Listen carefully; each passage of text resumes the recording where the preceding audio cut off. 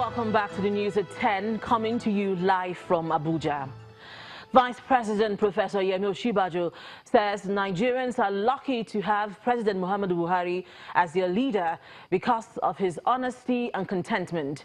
Professor Osinbajo says it is amazing that President Buhari, who had served during his military career as Nigeria's Minister of Petroleum and governor of the defunct northeastern state, now made up of many states, remains a man of modest means.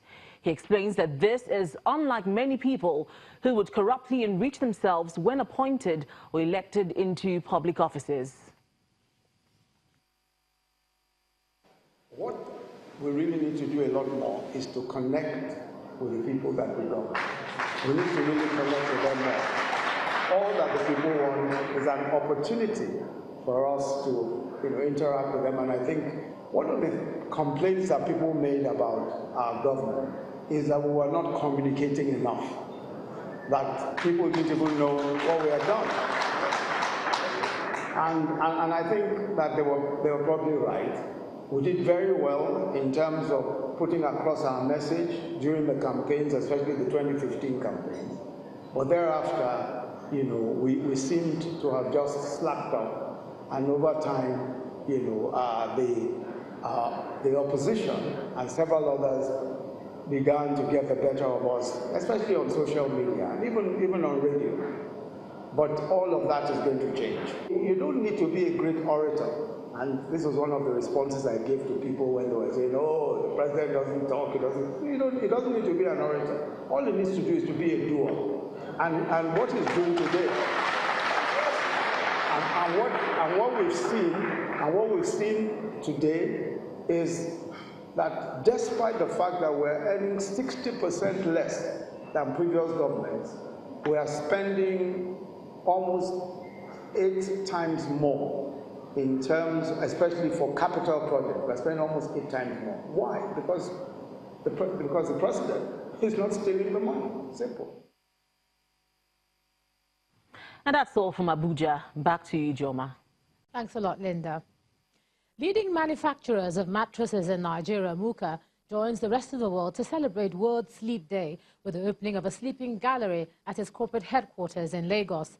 The World Sleep Day is an initiative of the World Sleep Society, celebrated every year on March the 15th to recognize sleep and its significance to health. Sweet, that you don't want to wake up. Sleep is an important part of the human daily routine. Getting enough of good quality sleep is as essential to survival as food and water. For this reason, the manufacturer of bedding and foam products in Nigeria, Muka, joins the rest of the world to celebrate the 2019 World Sleep Day, themed Healthy Sleep, Healthy Aging. Sleep can determine your quality of life. An expert speaks on the importance of quality sleep across all ages. For us to grow, we need proteins in our body. If you are injured, for it to heal, you need proteins. And proteins can be formed in the body, but they are formed best when we are sleeping. Therefore, if you don't have enough sleep, you will miss out on some of those proteins that are required for growth, for healing of the body, and many other functions that the body performs. Getting a good mattress is an essential component of comfortable sleep. Our products are made to provide good ventilation. So when you sleep, your body is cool, there's no excessive sweating, and you can also have easy breathing. Sleep is one very important aspect of well-being that we normally take for granted, but it's just a consciousness that we always use this particular day to create in people, that you should also note that your well-being has a lot to do with how well you sleep. It's not just about celebrating the day, but also meeting the needs of the evolving retail landscape. Muka unveils its Lagos Sleep Gallery, an addition to the 7 others across the nation. Thank you very much. In order for our consumers to stay loyal to us And for us to stay loyal to our consumers, that we had to develop the environment in which consumers wanted to buy Muka products. And that was why we came up with the concept of Muka Sleep Gallery. Muka prides itself as the #1 brand in mattresses in Nigeria, who is passionate about quality sleep and a healthy life.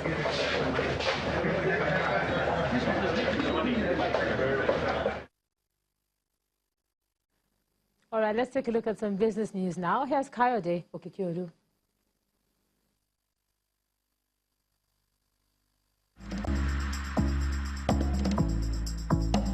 You first. First Bank.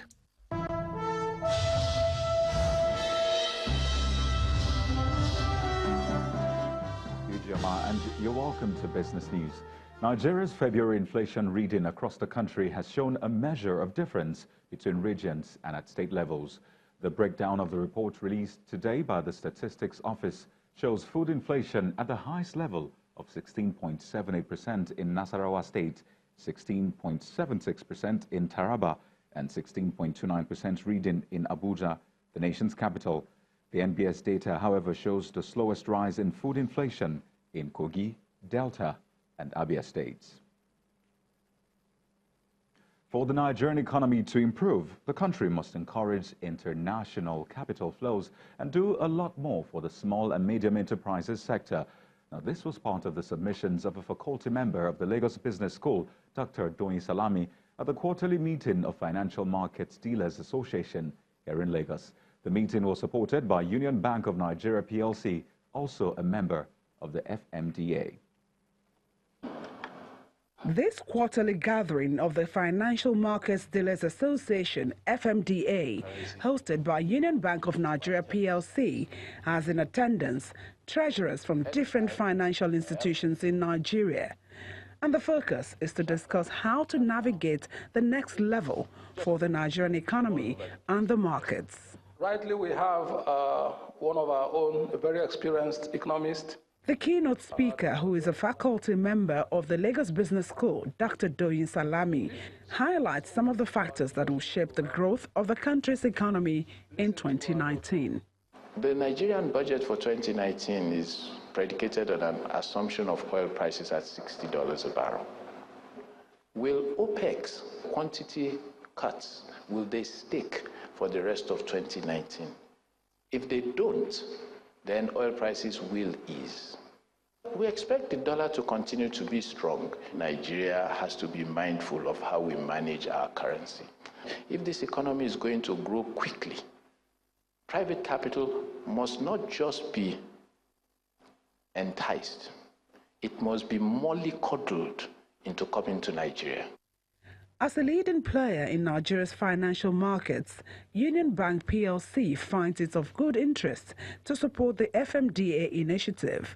This kind of meeting, we believe, is important, essentially to bring together players in the financial markets, key players, so that they can rub minds around how to improve the level of play in the market, around transparency, compliance, level playing field, to be able to ensure that we have standard of play that can compare to international ones.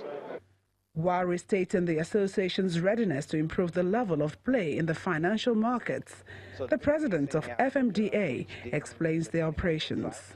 The money market side is where instruments of tenors of 1 to 1 year, 1 day to 1 year are traded, like treasury bills, and again, bonds are actually traded in our market. Also currencies, that's dollar, naira, pounds.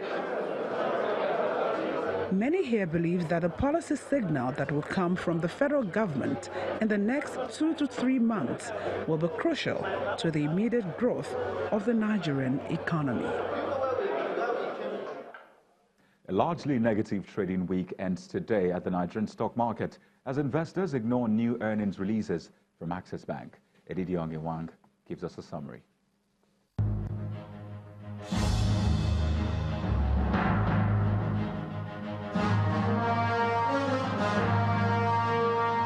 Hello and welcome to the Stock Market Report. The trading week ends today with 4 negative sessions, except Wednesday, which ended positive.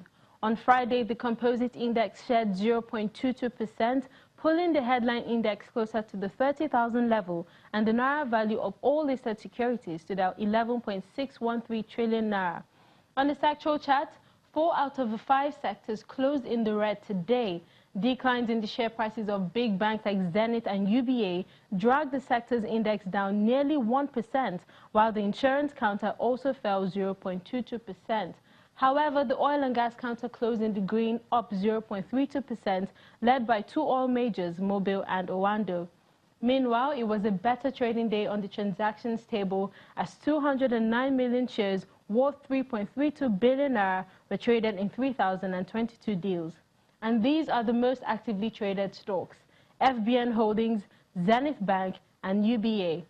And that's the stock market report for the day. I am Edidiong Iwang. Back to you, Kayode.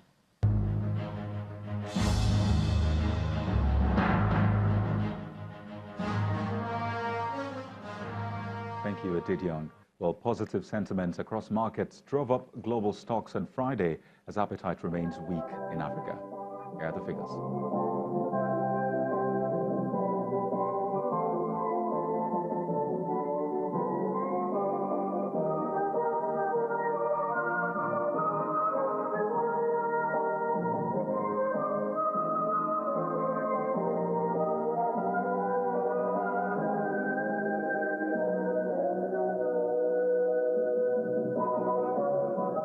Well, that's business news for tonight. Thank you for watching. I am Kayode Okikiolu. It's now back to you, Ejioma.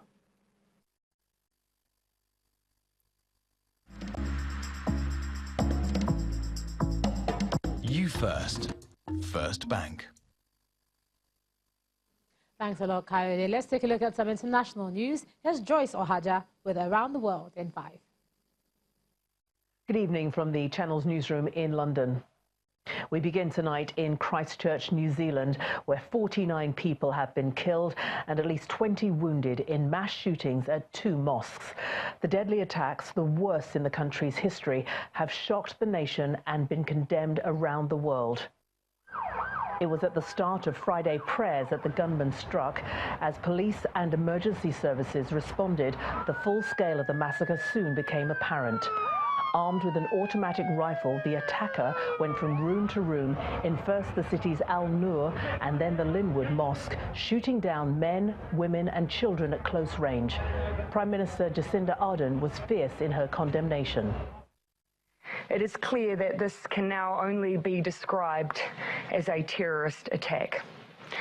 From what we know, it does appear to have been well planned. These are people who I would describe as having extremist views that have absolutely no place in New Zealand and, in fact, have no place in the world. New Zealand has been chosen because we are not a place where violent extremism exists. We reject those notions and we must continue to reject them. A 28-year-old Australian called Brenton Tarrant has been arrested and charged with murder. Chillingly, he live-streamed his rampage. 3 others were detained, including one suspect whose arrest is believed to have been captured on a cell phone. Throughout the city, the police continue to maintain tight security, and the country is on the highest level of alert. Amid the shock and grief, there is anger. It's unbelievable. In our city, it's unbelievable. I'm getting angrier. I've gone from shock and now I'm getting angry and very indignant. Everyone should feel safe to pray however they want. World leaders have sent their condolences to the people of Christchurch and the New Zealand nation.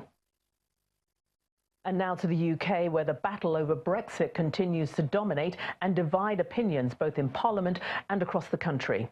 In a third of this week's crucial votes, MPs voted in favour of seeking a delay in Britain's exit from the European Union. The ayes to the right, 412. The noes to the left, 202. So the ayes have it. The ayes have it. The passing of the bill means that the Brexit date, originally set for March 29th, will be delayed until June the 30th if the House of Commons can pass the Brexit deal before next Wednesday. If not, the date will be further postponed. It's a situation that gives rise to a range of reactions on the street. To be honest, I find it incredibly confusing and frustrating for the average person to really understand what's going on. I think it's outrageous. They should get on with it, get it done. It's been dragging on for 2 years now. I'd rather we weren't Brexiting at all, so a delay is better than nothing. A powerful tropical storm has made landfall in Mozambique, battering the coastal city of Beira with heavy rain and wind at speeds of up to 170 kilometers an hour. The city of around 500,000 people is a gateway for imports to landlocked countries in Southeast Africa. Along with damage and destruction, there are reports of serious injuries. I saw a woman being hit by debris. It's not safe for people walking here. The situation is very chaotic. Cyclone Idai is expected to move on to southern Malawi, already hit by storms and severe flooding, which has claimed the lives of 56 people and displaced almost 83,000 in the past week. Now to the Middle East, and Israeli military aircraft have bombed Hamas targets in the Gaza Strip hours after 2 rockets were launched at Tel Aviv in the first such attack since the 2014 war.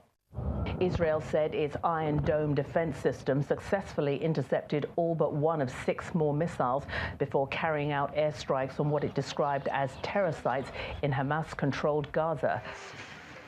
And in eastern Syria, Islamic State militants, along with women and children, surrendered in their hundreds to US-backed forces as the jihadists lost ground in their last shred of territory. In recent weeks, many thousands have poured out of the enclave of Baghouz, the final patch of Islamic State's self-declared caliphate that once spanned a third of Iraq and Syria. And finally, a proud mother moment at Berlin Zoo. The time had come for Tonya to introduce her 3-month-old cub to the public.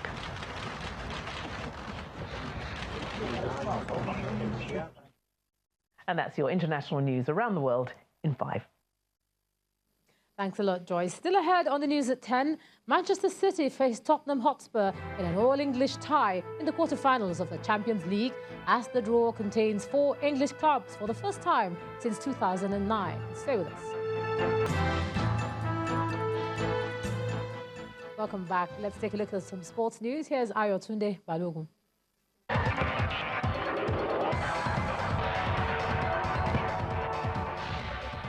Thank you so much, Ijoma. Let's start off with some basketball news, where the Federation of International Basketball Association, FIBA, has put Nigeria in pot 7 alongside Senegal, New Zealand and Angola ahead of the Men's World Cup draw coming up tomorrow at Shenzhen Bay Arena in China.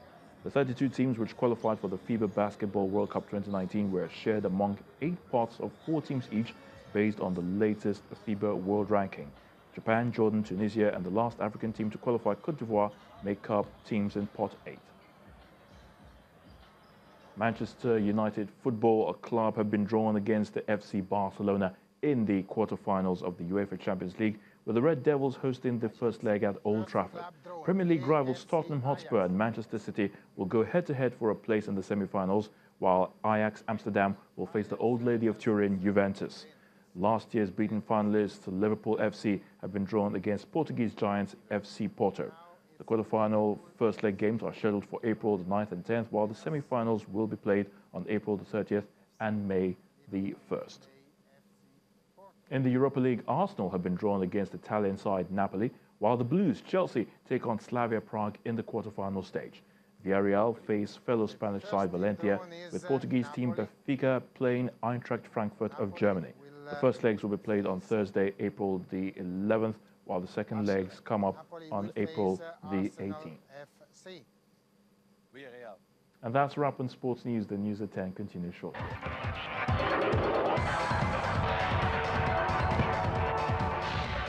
Thanks a lot, Ayotunde. For the latest from the world of entertainment, here's Ogechuku Ose with the details. Here are your trending entertainment stories. Now, internet comedian Adeyala Adebola, popularly known as Omo Ibadan, has revealed to Entertainment News on Channels Television that her now famous troublesome comic character is developed from real-life personality. And she explains that she oftentimes meets people who tend to treat her like the uncouth character she exhibits in her online comedy skits, but she refuses to be bothered. Well, the part of me is, let's say, like 80%. I'm just the normal playful somebody. And yeah, like you said, people just feel like because she's Omo-Ibadan, well, maybe she's local. Meanwhile, movie producer and exhibitor Moses Babatokpe has said that widespread use of video on demand streaming platforms is not a threat to the cinema business in Nigeria or anywhere else in the world. Now, Babatokpe believes that although the online platform is getting more popular and accepted, the cinema audience will remain loyal to the theater-going culture. Don't see any challenge. We only see an opportunity because the experiences are different. You know, for as far as we're concerned in the cinema, it's about the big screen, the big picture. It's about shared experiences. Nigerians want to see that. Nigerians want that. We like going to church. We like parties like this. We like to come out together and see film in its truest form. And nowhere else beats the cinema. At the same time, we like the comfort of our home. So I think that they will complement each other as opposed to compete against each other. And that's all on tonight's entertainment news. The news at 10 continues shortly. Thanks a lot, Ogechukwu. And the main news again. Another three-story building today collapsed in the Indiara area of Ibadan, the Oyo State capital. 3 victims have been rescued so far. Also today, the Lagos state government began the demolition of marked buildings following the Itafaji building collapse, where at least 20 people were killed. And that's the news at 10 tonight. Thanks so much for staying with us. I'm Ijoma Onyato. You have a good night and a great weekend.